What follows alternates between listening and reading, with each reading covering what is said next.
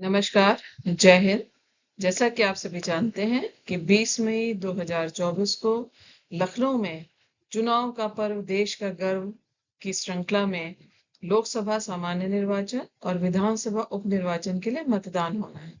उस संबंध में आप सभी से अपील करना चाहती हूँ कि सबसे पहले आप मतदान करें और फिर उसके बाद जलपान करें, क्योंकि ये लोकतंत्र का महापर्व है और इसमें प्रत्येक व्यक्ति के वोट की कीमत है।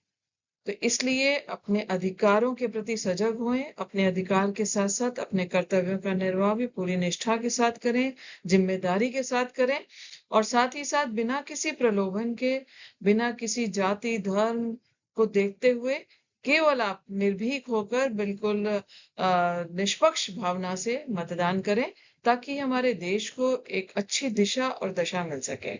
आप सभी जानते हैं कि हम आजादी का अमृत महोत्सव मना चुके हैं, आजादी के अमृत काल में चल रहे हैं और विकसित भारत की दिशा में आगे बढ़ रहे हैं।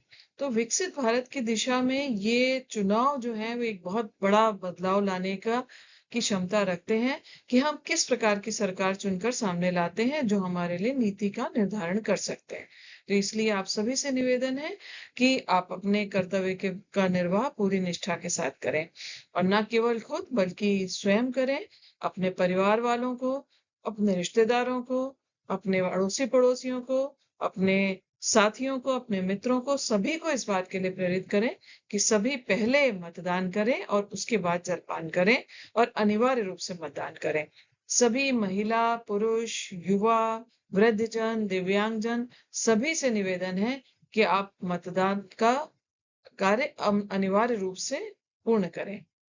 जो मुख्य रूप से कुछ जानकारियां मतदान के लिए जरूरी होती है, उस संबंध में भी आपको बताना चाहूंगी। जो जिला प्रशासन की ओर से निर्देश जारी किए गए हैं कि आप बहुत आसानी से घर बैठे अपने मतदान केंद्र आपका कौन सा है, बूथ संख्या कौन सी है, उस वोटर लिस्ट में आपका नाम किस क्रम पर है, इन सब को आप घर बैठ के जान सकते हैं। आप गूगल पर boothlocation.in अगर क्लिक करते हैं तो आपको आसानी से उसमें अपनी मतदाता पहचान पत्र की संख्या भरनी होगी और थोड़ी सी बेसिक जानकारी डालते ही आपकी पूरी जानकारी आपके सामने आ जाएगी कि आपका मतदान केंद्र कौन सा है, आपका बूथ संख्या कौन सी है और आपकी क्रम संख्या उस सूची में क्या है। उसी तरह से एक और पोर्टल है voter.eci.gov.in। इसको भी आप गूगल पे अगर सर्च करेंगे तो आसानी से आप अपनी लोकेशन, अपना सीरियल नंबर, ये सब कुछ जान सकते हैं। तो बहुत आसान कर दिया है प्रशासन ने कि आप घर बैठे अपनी सारी सुविधाएं उठा सकते हैं। इसके अलावा एक और सुविधा उन्होंने दी है कि आप जो आपका मतदान केंद्र है उसके 100 मीटर के दायरे के बाद आप अपने निजी वाहन से वहां तक जा सकते हैं। गर्मी को देखते हुए इस चीज की भी व्यवस्था की गई है कि आपके जो भी निजी वाहन है वो लोकेशन आपके जो भी मतदान केंद्र की उसके 100 मीटर के दायरे के बाद आप उसका प्रयोग कर सकते हैं और पब्लिक ट्रांसपोर्ट भी उस दिन चलेंगे।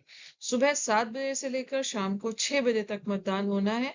इसलिए हम सभी को इस लोकतंत्र के महापर्व में अपनी प्रतिभागिता निभानी है और साथ ही साथ ये भी ध्यान रखें कि आपने अपनी लोकेशन भी चेक कर ली है, आपको सीरियल नंबर भी पता है, लेकिन आपको मतदान स्थल पर अपने साथ अपना पहचान पत्र भी अनिवार्य रूप से लेकर जाना है।